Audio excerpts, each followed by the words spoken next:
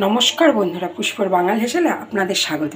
আজ আমি ভিন্ন স্টাইলে পোয়া ভোলা মাছ রান্না করে দেখাবো ভিন্ন সবজি দিয়ে।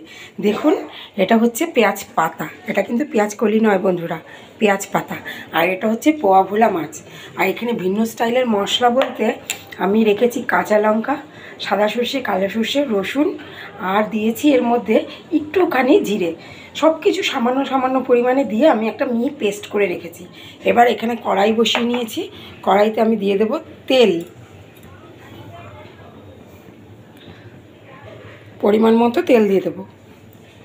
এবার মাছটাকে আমি নুন হলুদ দিয়ে, আমার এতটা মাছ লাগবে না, আমি 2 পিস এখান থেকে কমিয়ে রাখবো। মাছটাকে আমি নুন হলুদ দিয়ে মেখে নেব। অপূর্ব স্বাদের এই রেসিপি বন্ধুরা, একবার বানিয়ে খেয়ে দেখবেন, আশা করি আপনাদেরও ভীষণ ভালো লাগবে। নুন হলুদ দিয়ে মাখিয়ে আমি মাছটা ভেজে নিয়ে আপনাদের দেখাচ্ছি। দেখুন, তেলটা খুব ভালোভাবে গরম হয়ে গেছে। দেখুন, মাছটাকে খুব ভালোভাবে নুন হলুদ মাখিয়ে নিয়েছি। এবার তেলের মধ্যে দিয়ে দেবো এক একে। তেলটা খুব ভালোভাবে গরম করে তারপর দেবেন।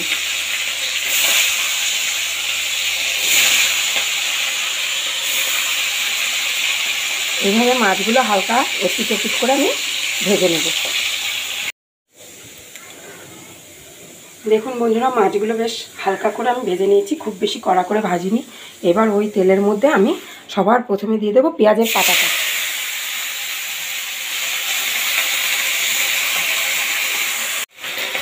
দেখুন বন্ধুরা, দিতে দিতেই কিন্তু মজে অনেকটা কমে গেছে।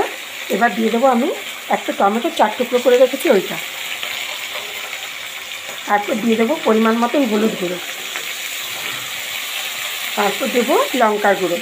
লঙ্কার গুঁড়োটা আমি পরিমাণে কম দেবো, কেন মশলার মধ্যে আমি অলরেডি কাঁচা লঙ্কা পেস্ট করে রেখেছি। এবার দিয়ে দেবো সেই সর্ষে, রসুন, কাঁচা লঙ্কার পেস্টটা দিয়ে খুব ভালোভাবে এটাকে কষিয়ে নেব। আপনাদের মনে হতে পারে যে এতে তো দিদিভাই সর্ষে দিয়েছে, তিতো হয়ে যাবে, কিন্তু না বন্ধুরা, এইভাবে দিলে তিতো হবে না। আর দেবো পরিমাণ মতন লবণ। খুব বেশি লবণ দেওয়ার প্রয়োজন নেই, কেন সর্ষে বাটার সময় আমি একটু লবণ দিয়েছিলাম, সেই কথা মাথায় রেখে আমি নুনটা অ্যাড করলাম। খুব ভালোভাবে কষিয়ে নেব।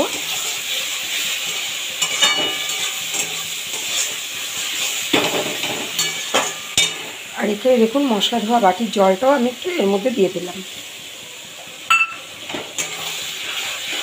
দিয়ে আবারও ভালো করে নেড়ে চেড়ে মশলার সাথে মিশিয়ে আর একটু কষিয়ে নেব আমি।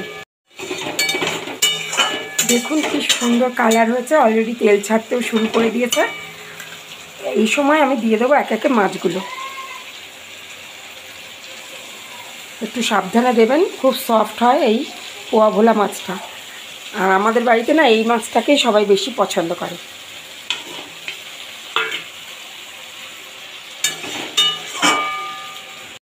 খুব সুন্দর একটা ঘ্রাণ আসছে।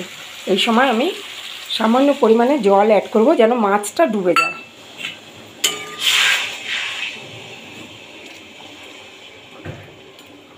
খুব সহজ, ভীষণ টেস্টি একটা রান্না আমি দেখালাম, আশা করি আপনাদেরও খুব ভালো লাগবে। এবার ঢাকা চাপা দিয়ে আমি 2 থেকে 3 মিনিট হতে দেবো এটাকে। মিনিট 3 হয়ে গেছে বন্ধুরা, দেখুন ঝোলটা অনেকটাই শুকিয়ে গেছে। এই সময় দিয়ে দেবো 2টো চেরা কাঁচা লঙ্কা, আর দেবো বেশ খানিকটা ফ্রেশ ধনেপাতা। এই সময় না রান্নার ধনেপাতা দিলে রান্নার স্বাদ গুণ অনেকটাই বেড়ে যায়।